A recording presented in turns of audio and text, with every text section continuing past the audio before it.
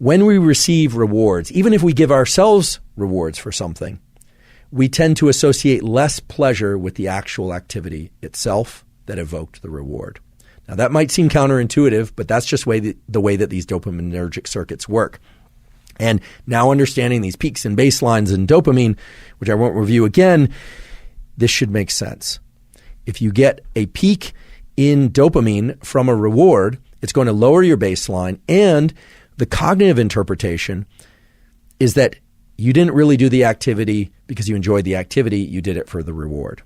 Now, this doesn't mean all rewards of all kinds are bad, but it's also important to understand that dopamine controls our perception of time. When and how much dopamine we experience is the way that we carve up what we call our experience of time. When we engage in an activity, let's say school or hard work of any kind or exercise, because of the reward we are going to give ourselves or receive at the end, the trophy, the sundae, the meal, whatever it happens to be, we actually are extending the time bin over which we are analyzing or perceiving that experience.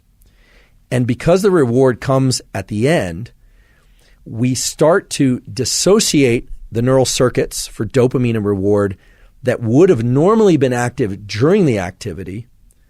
And because it all arrives at the end, over time, we have the experience of less and less pleasure from that particular activity while we're doing it.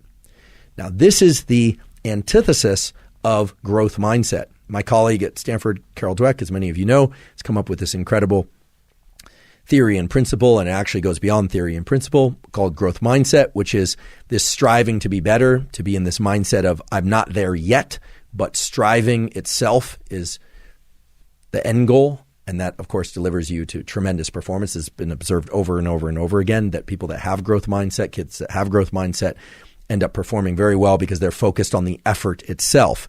And all of us can cultivate growth mindset. The neural mechanism of cultivating growth mindset involves learning to access the rewards from effort and doing. And that's hard to do because you have to engage this prefrontal component of the mesolimbic circuit. You have to tell yourself, okay, this effort is great. This effort is pleasurable, even though you might actually be in a state of physical pain from the exercise. Or I can recall this from college, just feeling like I wanted to get up from my desk, but forcing myself to study, forcing myself.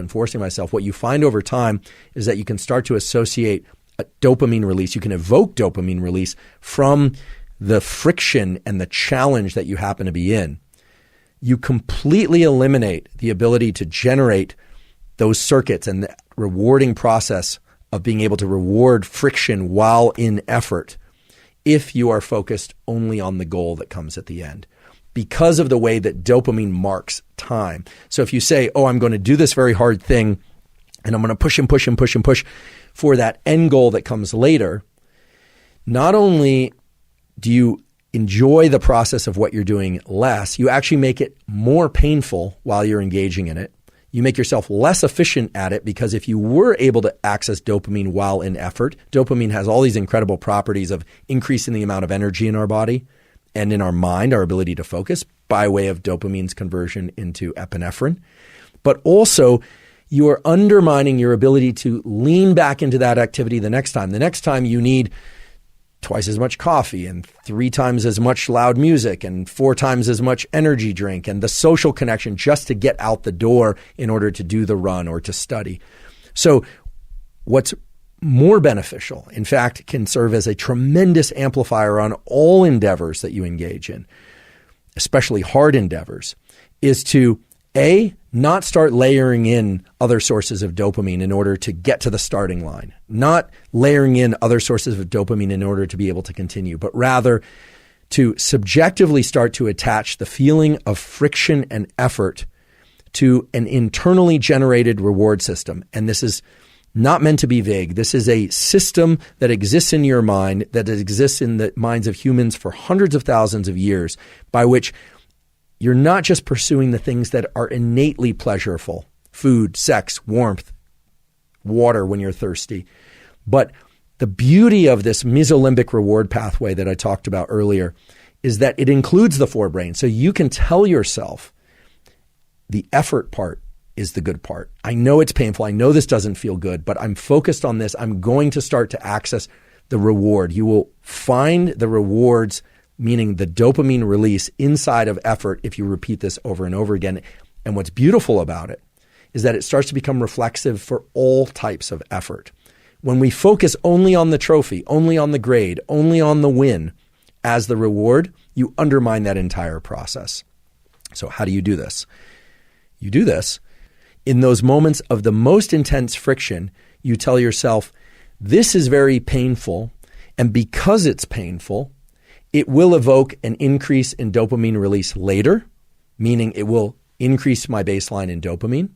But you also have to tell yourself that in that moment, you are doing it by choice and you're doing it because you love it. And I know that sounds like lying to yourself, and in some ways it is lying to yourself, but it's lying to yourself in the context of a truth, which is that you want it to feel better. You want it to feel even pleasureful.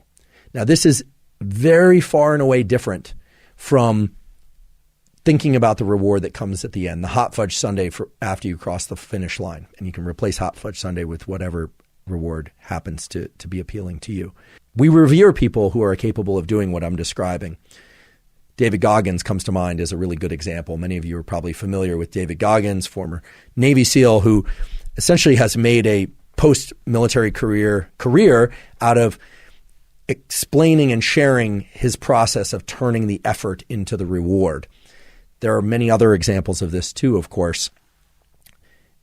Throughout evolutionary history, there's no question that we revered people who were willing to go out and forage and hunt and gather and caretake in ways that other members of our species probably found exhausting and probably would have preferred to just put their feet up or soak them in a cool stream rather than continue to forage. The ability to access this pleasure from effort aspect of our dopaminergic circuitry is without question the most powerful aspect of dopamine and our biology of dopamine. And the beautiful thing is it's accessible to all of us. But just to highlight the things that can interfere with and prevent you from getting dopamine release from effort itself, don't spike dopamine prior to engaging in effort. And don't spike dopamine after engaging in effort. Learn to spike your dopamine from effort itself.